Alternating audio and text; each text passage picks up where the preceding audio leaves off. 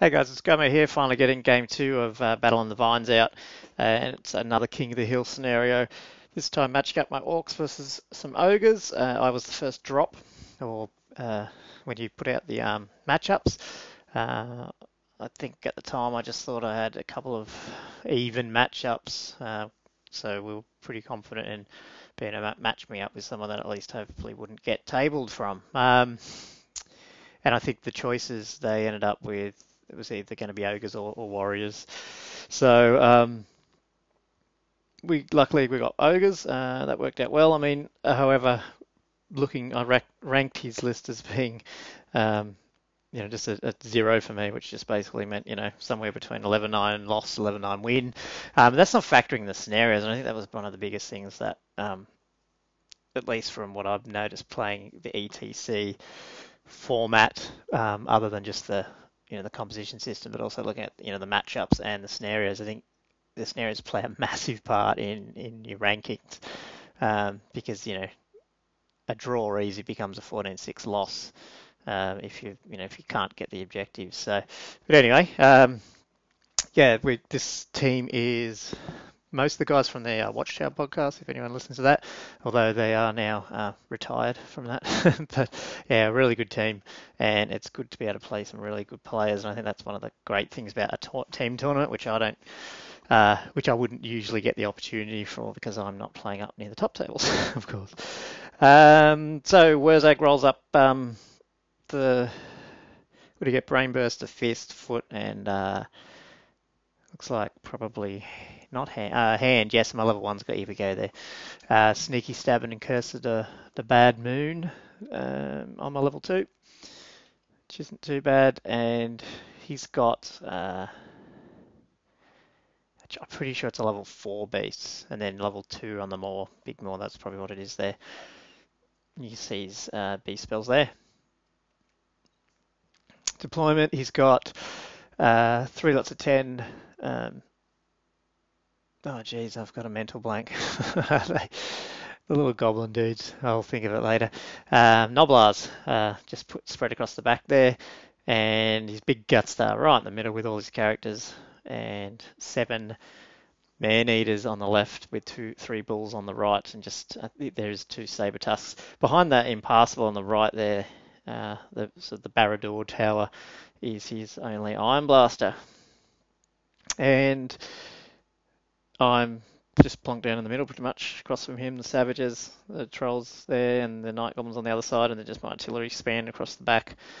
Um, that's pretty much it. I mean, my strategy, if I didn't know if I had really was, um, there was no way I could engage that gut star straight away, even with my savage block.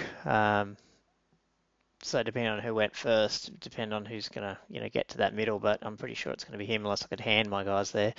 But those man eaters just scare the crap out of me. So I thought, to play for a draw, so to speak. Again, forgetting about scenario, and just try and focus everything on those 7 man eaters because they're worth 450 points. Try and take them out, take the bulls out, maybe get lucky on the Iron Blaster, and geez, I don't know. After that, maybe see where I go. He's got the, I can't target foot into his iron guts because of that rawhide banner or whatever the hell it's called. So it's going to make it tough to get that, and it's a good ETC list in that regard. But he gets first turn and just walks straight up to the middle.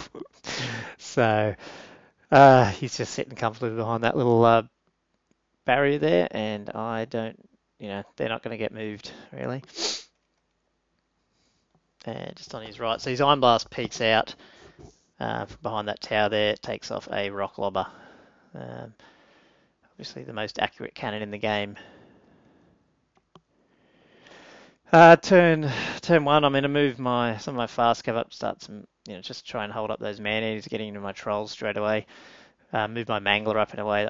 So my plan was maybe to flee with the wolf riders, and if he sort of pursued, maybe he might run through my Mangler.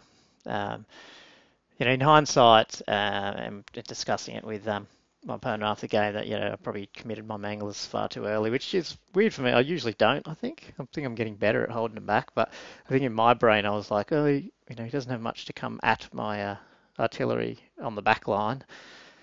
So why don't I use them? But yeah, at the same time, I think I used them way too quick. Anyway, I have five dice foot here, and I just failed a cast. Totally didn't even get it off. And then my artillery just totally whiff, so I misfire. So I've lost the rock lobber, misfire Doom Diver 1. Can't shoot this turn or next. Doom Diver 2 scatters, misses the man-eaters, and I think I even threw a rock into them and missed that as well. And all my spear chuckers, this started my roll of, I think this tournament rolled 7 or 8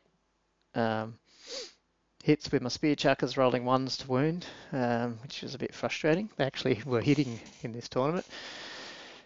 And yeah, you can see I've set my Gobbo Hero and Mangler up to deal with the bulls and the Saber Tusk up here. What I'm going to do about that Iron Blast, I'm not sure, because when we measured it out, he's out of range of my rock lobber on the left. I've put my rock lobber right in the back left corner, and pretty bad placement in the end.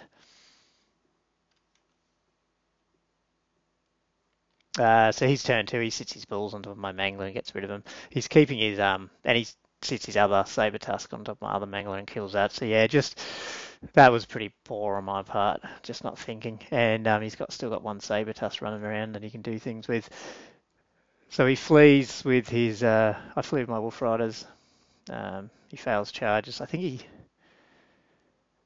know if he just didn't read. I can't remember what the deal with redirects or if there was any there. I'm not sure. So I just move up, try to get in the way a bit, and just hope I can get foot off or something like that to try and reduce these Iron Guts. I think I can go at the Iron Guts with my Trolls if I can kill a few. But right now there's 7 of them, and I haven't been able to do anything to them, and it just sucked.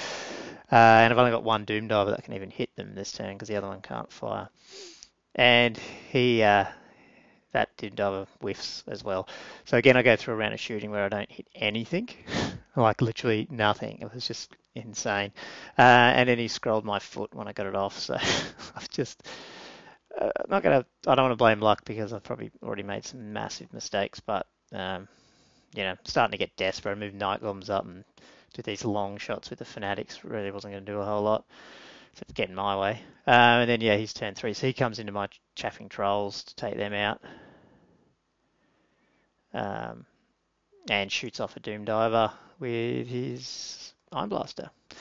And his Iron Blaster's positioned in a way that he could shoot around that corner, but I'm still out of range of the Rock Lobber. It was just, yeah, pretty bad placement. I think I skipped my turn 3, but shooting was totally ineffectual again. Not totally sure what foot did on that, but it could have been at that time that I did actually get a foot on his Iron Blaster and caused 2 wounds. But yeah, he goes in with his Man-Eaters into my Trolls, takes out a couple, but we hold, and then in my turn 4, I managed to get off sneaky stabbing, which is awesome. I think he tried to stop Here We Go or something like that, and I was able to get sneaky stabbing off, and I was a bit of a goblin, and he didn't ask totally what it did. He thought it was just armor piercing. But me being an Orc player, I wasn't going to give him any of that information, so I didn't tell him I was going to get rerolled hits, rerolled wounds, and went in the side of his Man-Eaters. So at least at this point, I should be able to get that points, but that's about it. So I'm going to have to sacrifice the Night Goblins up there in the top there as well, because I don't want his Guts to just come in and table me. What he did actually get off in his turn as well, you can't see it, but the card under my Savages there is actually Curse of Anri here. I actually let it off to stop, I think, regen on his Man-Eaters. I don't know if that was a good thing, because obviously charging in there I lost like a crap ton of Savages, and then it's a toss-up between having less attacks and giving them a 5-up regen. I don't know which was the right call there or not. But yeah, that too much for the Man-Eaters, and we managed to, I think we just killed them all. Yes, I think that's what happened. And we reform, but we're going into turn 5 here, and so my Savages had to overrun but bumped into the Trolls. So his Man-Eaters are quite safe here, just to charge, get 120 points from the Night Goblins there, which he does. especially when he gets Bull Gorger up and Wizzens, or whatever he has. Yeah, they die. And then he reforms. Beforehand, you can see actually I've jumped by level 2 out to act as a a chaffing sort of thing. But he said he had no intention of really getting there on the Savages, even though I think he's probably able to beat them at the moment. And that was pretty much it. We just sort of, I just tried to cast some foots, I think, at his Iron Blast to try to take it out. That was all I was trying to do. And nothing else got killed. So actually, you can see the top left. His Nobblers had started moving up because one of them on the right, I think, went up and took out one of my spear chuckers. The one on the left there, you can see I think it's got 6 dead and there's 4 left. That's pretty much my entire shooting. Like I can't stress it enough that